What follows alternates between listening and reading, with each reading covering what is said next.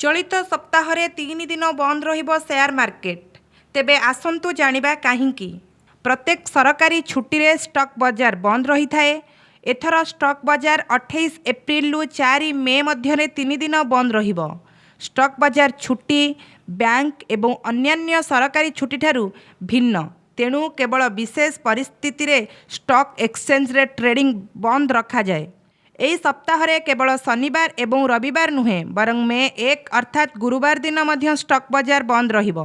1960 मसीह महाराष्ट्र राज्य प्रतिष्ठा होइथिला, तेणु 1 मे रे महाराष्ट्र दिवस पालन सहित 1 मे को श्रमिक दिवस रूपे पालन मध्य करा जाए। एही कारणरू मे 1 तारिख स्टॉक बाजार बंद रहिबो। सेहीपरि आगामी दिन रे स्टॉक बाजार केते दिन बंद रहिबा चलंतु जानिबा।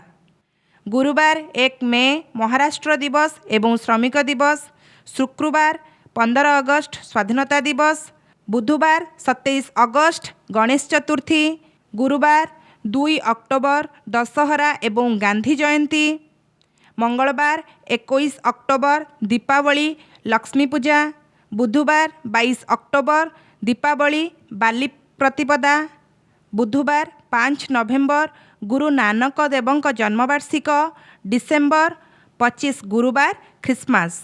Bureau report public media.